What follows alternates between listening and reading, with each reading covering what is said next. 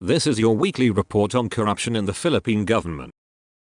The Commission on Elections has granted the request of the Department of the Interior and local governments to suspend several local officials during the election period. In a memorandum dated the 13th of September, COMELEC chairperson George Owen Garcia approved the recommendation of the agency's law department to allow the suspension of Clarion, Bohol Mayor Eugeniano Ibarra, San Simon, Pampanga Mayor Abundio Punsalan Jr., Tabak, Kalinga Mayor Darwin Estranero, and Goa, Camarines Sur Mayor Raquel Lim. Lim was subjected to a 1-year suspension without pay due to grave abuse of authority oppression and conduct prejudicial to the best interest of the service, while Punsalan and 7 other Sangguniang Bayan members were given 6 months suspension for simple neglect of duty and simple misconduct. Estranero was also suspended for 6 months for simple misconduct, while Ibarra was suspended for a month without pay due to simple dishonesty. In allowing for their suspension during the election period,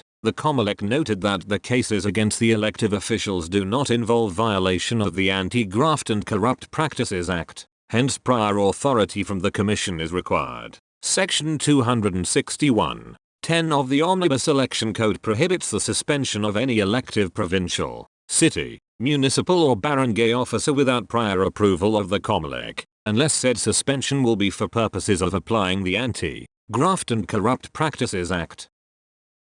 A village councilman here was killed in an ambush by still unidentified gunmen on Saturday afternoon, police said. Lieutenant Colonel Armando Lewen, Datupang Police Chief, identified the victim as Leonardo de Jesus Jr., 59, incumbent barangay Kagod of Poblacion, and not a candidate in the 30th of October polls. The victim was seated in the front seat of his silver Toyota Innova being driven by his son when ambushed by unidentified gunmen on a motorbike along a road in Barangay Kangan at past 4 p.m. He died while undergoing medication in a local hospital. Police investigators believe the attack may be unrelated to the upcoming village elections. Gunmen killed a barangay councilor hopeful and his companion in an ambush in a South UP, Maguindanao del Sur on Sunday afternoon. The fatal ambush of Zerafi Omar, a barangay councilor hopeful in Bayrong, South UP, and companion, Pirato Mudzal, 32, happened a day after motorcycle riding men shot dead Leonardo Asad de Jesus, Jr., a third-term barangay councilor in Datupang town in the same province. Colonel Roel Rulansamis, director of the Maguindanao del Sur Provincial Police, on Monday said that Omar and Mudzal were together in a motorcycle when they were attacked by gunmen positioned along the road in a secluded area in Barangay Lamad in South UP, killing them both on the spot. The slain Omar is son of the incumbent barangay chairman of Bayrong, Datu Esmal Omar. The Sandigan Bayan has convicted 5 persons involved in the misuse of the 9.6 million Priority Development Assistance Fund of the late Negros Oriental 3rd District Representative Herminio G. Teves in 2007. Found guilty of graft and malversation of public funds were former Technology and Livelihood Resource Center officer in charge of the Legislative Liaison Office Belina Concepcion, Deputy Director General Dennis L. Cunan, Chief Accountant Marivic V. Jova, Teves Chief of Staff Hiram Didea Pulido, and private individual Samuel S. Bombia. For graft, they were sentenced to a prison term ranging from 6 to 10 years with perpetual disqualification to hold public office. For malversation, they were meted out jail terms ranging from 12 to 18 years and ordered to indemnify the government of 9.6 million pesos with 6% yearly interest until fully paid. In filing the criminal charges, the prosecution told the Sandigan Bayan that on the 27th of February, 2007, Teves and his co-accused took advantage of their positions and gave Malugan Incorporated President Bombia unwarranted benefits in the use of the 9.6 million PDAF. The Office of the Ombudsman found former National Irrigation Administration Acting Administrator Benny Antiporta guilty of harassment and oppression of employees. In the decision of the Office of the Ombudsman approved by Deputy Ombudsman Jose Bamia, Jr. on the 30th of August, 2023, Antiporta was ordered suspended without pay for 1 year or pay an equivalent fine. Antiporta was replaced last year by Acting Administrator Eduardo Gillan. In case he is, by this time, separated from the service, he shall pay a fine, in lieu of suspension, in the amount equivalent to his salary for 1 year as acting administrator of NIA, the Office of the Ombudsman said, according to the Commission on Audit's reports on salaries and allowances 2022. Antiporta's gross compensation as administrator and as vice chair of the NIA's board of directors was 2,445,876 pesos. The ombudsman acted on the complaints filed by the officers and members of the NIA Employees Association of the Philippines, including lawyer Lloyd Alan Cudel and Michelle Gonzalez Raimundo.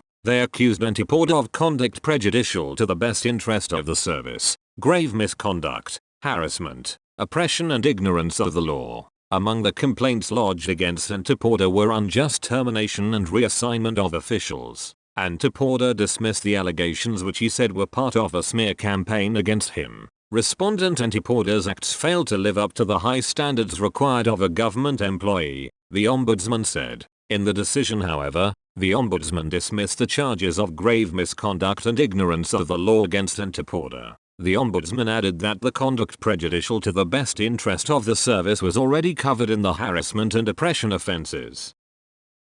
Taguig City Police Chief Colonel Robert Bisa relieved police officers involved in a warrantless search and seizure operation in a city residence house. Bisa announced his decision after complainants Michael Catanghol and Cristina Alcoba went to the Wanted Sa Radio program of Senator Raffy Tulfo to air their grievance about what happened last the 30th of August. When I learned about the incident, I immediately called the attention of Substation 8 Commander to explain the issue and directed the relief of police personnel involved in the incident, said Bisa. In her narration, Alcoba tearfully said there were 6 men involved. They were looking for a person called Brother. It was pinpointed that the person was living in our house, said Alcoba. She said the men entered the house without a search warrant and asked for the name of her husband. She showed them her husband's ID and the men took a picture of it. When she tried to take back the ID, she was told to ask her husband if he knew a certain Alvin, who she claimed they did not know. After getting her ID, one of the men followed her and told her to ask her husband to come down from the house. He was trying to pull my husband out of the door. They were trying to take him, she said. As a scuffle ensued, the men told her husband of being a tulak, drug pusher. They shouted to seek help and the men suddenly disappeared except for one, who was joined by a barangay kagawad. During the program, Tulfo identified the 2 police officers involved in the incident as Sergeant Vincent Macabasag and Corporal Marvin Bastique, who both belonged to the Taguig Police Substation 8. In a statement, the Taguig Police vowed to implement measures to ensure no bias treatment implemented. The investigation pertaining this matter is being handled by NCRPO through Regional Investigation Detection and Management Division that immediately took an action regarding the incident, which transpired last the 30th of August, 2023 and was aired in Wanted Sa Radio program, a live segment by Honorable Senator Raffy Tulfo. They added, the Taguig Police said, as members of the Philippine National Police, one of our primary mandates is to ensure public safety. As police personnel and agents of law, we have high regard with people's rights against unreasonable search and seizure. This is a constitutionally guaranteed right which we ought to respect and uphold. We, the Taguig City Police Station under my leadership, assure the public that we will help, assist, and cooperate, in every way feasible and lawful, for the resolution of issues we have at hand, they said.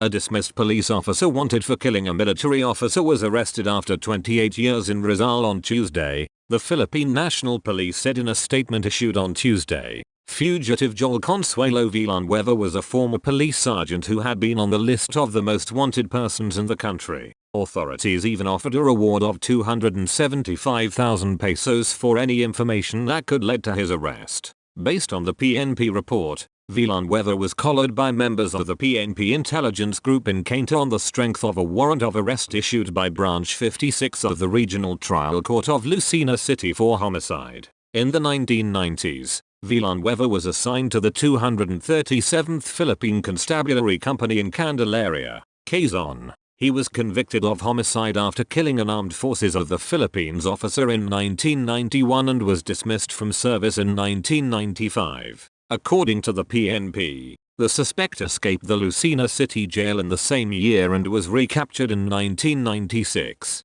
However, he escaped again while undergoing a medical examination and was on the loose until being captured on Tuesday. 2 police sergeants assigned in Cavite, who allegedly collect 1.5 million pesos every month from transport operators in Bacoor, landed in jail following an entrapment operation conducted by operatives of the Criminal Investigation and Detection Group on Tuesday, the 19th of September. The 2 cops were identified as Police Senior Master Sergeant Joselito Bugay, assigned as Intelligence Officer of the Bacoor City Police Station, and Police Staff Sergeant Gregor Bautista, also assigned to the Bacoor City Police Station. CIDG Director Major General Romeo Caramat, Jr. said the operation also resulted in the arrest of the cops' alleged cohort identified as John Louis de Leon, adding that follow-up operation is now being conducted against the other suspect identified as Edrelin Goran. These policemen gained notoriety for allegedly extorting money from transport groups in Bacoor City. These individuals stand accused of collecting monthly payments or payola from tricycle operators, drivers associations, and other transport groups, said Caramat, citing Facebook posts from some concerned netizens. It is estimated that they amass around 1.5 million pesos per month, with an average of 170,000 pesos per transport group, he added. Caramat disclosed that the modus of the 2 policemen is to threaten the transport groups of arrests and shutdown of operations, especially in terminals, in order to compel them to pay the monthly payola. A retired police official caught transporting 15 handguns and shotguns to Camp Crame, Quezon City, was arrested on Tuesday afternoon, according to the Criminal Investigation and Detection Group. CIDG Director Major General Romeo Caramat opted not to disclose the identity of the former police officer, but said personnel of the Philippine National Police Headquarters Gate 2 discovered 11 handguns and 4 shotguns in the suspect's vehicle at the entrance inspection. Although the firearms are all legal and named after a security agency, he does not have a gun ban exemption from the COMELEC gun ban, Caramat told reporters in a press briefing on Wednesday. Caramat said CIDG has already started investigating what other violations the retired police official committed. An employee of the local government unit of San Isidro, this province, was shot dead in front of the Southern Isabela Specialist Hospital in Barangay Ipal, this town, on Tuesday afternoon, the 19th of September. Police said Kendrick Pera, 29, a resident of Barangay Camarag, San Isidro, was standing at the entrance of the hospital when 2 unidentified men wearing black t-shirt and carrying a sling bag arrived on board a black motorcycle. The suspects fired at the victim, who was taken to the emergency room of the hospital where he died to multiple bullet wounds. The gunmen fled to an unknown direction and are now the subject of a manhunt. A female screening officer of the Office Transportation Security assigned at the Ninoy Aquino International Airport Terminal 1 was caught on closed circuit television trying to put some folded bills amounting to $300 into her mouth in an apparent attempt to hide what she had allegedly filched from the wallet of a departing Chinese passenger. The CCTV footage was part of an official report released by airport authorities regarding the alleged theft that happened at one of the departure area's final checkpoints. The X-ray operator at the checkpoint, as well as their supervisor, could also be in hot water. The official report also included a chronology of events that was partly based on the CCTV video footages, starting at 8:18 p.m. on the 8th of September, when the departing passenger, a certain Mr. K, could be seen placing his shoulder bag on a tray for inspection. K could be seen passing through the advanced imaging technology machine, while a female security screening officer brought the tray containing the passenger's bag to a table for a manual search. When the SSO finished inspecting K's bag, the report said she suspiciously turned away while apparently holding something in her left hand with her fist tightly closed. She then swiftly placed something on her left torso waist area and went back to the inspection table, the report added. It was at this point that K sensed that someone had tampered with his bag. The wallet inside was open and several bills were missing. This prompted K to confront the female SSO, her supervisor, a passenger service agent, a Philippine National Police personnel, and a member of the airport police department about the missing bills from his wallet, which amounted to $300. According to the report, An ocular inspection was then conducted at the departure final checkpoint. A follow-up was made at around 3 a.m. for a thorough review of another CCTV footage where the events were captured at the DFSCP beginning at 8:39 p.m. the report added. Based on the CCTV footage, the X-ray operator was seen handing over a bottle of water to the female SSO, who was described to be edgy and restless. After accepting the bottle of water, the SSO turned her back on the group and was clearly seen deliberately swallowing the dollar bills, folded into one small piece. She even ignored a passing female passenger who was asking her something, but little did the SSO know that she was actually facing another CCTV when she turned her back on the group. The report added, she was seen to be having a hard time swallowing the bills despite drinking the bottled water earlier given to her. The report likewise noted that the SSO's supervisor then approached her and was seemingly communicating with her as the latter was obviously almost choking in her effort to swallow the dollar bills while using her hanky to cover her mouth. The supervisor, according to the report, was apparently ensuring that the bills are dispatched to preclude any evidence. The report said its findings showed that the CCTV footage clearly shows that the SSO, with intent to gain, took the $300 of Mr. K during her inspection process and was clearly in the possession of the stolen money as she deliberately swallowed the paper bills to avoid getting caught. In addition, supervisor and X-ray operator who gave the water bottle appear to be in connivance relative to the execution and subsequent evasion on the consequence of here an illegal act of SSO. It added, however, according to the report, K could no longer be contacted if he planned to pursue any criminal complaint against the suspects. Airport authorities proceeded to the boarding gate 16 at Terminal 1 and coordinated with an airline representative to inquire with the complainant regarding the filing of a criminal case against the subject SSO, but Mr. K expressed unwillingness. The report added, evidently, K did not return to Manila earlier after the incident but never made any contact with authorities regarding his complaint. The report said, a 39-year-old teacher of a public elementary school in Barangay Mantalongan, Beverly Town in southwestern Cebu will probably spend some time in jail after he was caught with 2,040 pesos worth of suspected shabu on Sunday, the 17th of September, 2023, during a buy-bust operation in the barangay. Police Major Janice Jayangan, Beverly Police Station Chief, identified the teacher as Glenn Paculdo of Sitio Calubahan, Beverly Town. Jayangan in his initial police report described Paculdo as a high-value individual in their list of drug personalities in the town. He said that the buy-bust operation against Paculdo was conducted at past 1 p.m. on Sunday, the 17th of September, in Sitio Calubahan, where the suspect lived. The suspect was arrested after the buy-bust was completed. Paculdo was allegedly caught with 0.3 grams of suspected shabu. Major Jayangan said that the illegal drugs allegedly taken from the possession of Paculdo had a market value of 2,040 pesos. Paculdo was detained at the Beverly Police Station detention cell pending the filing of charges.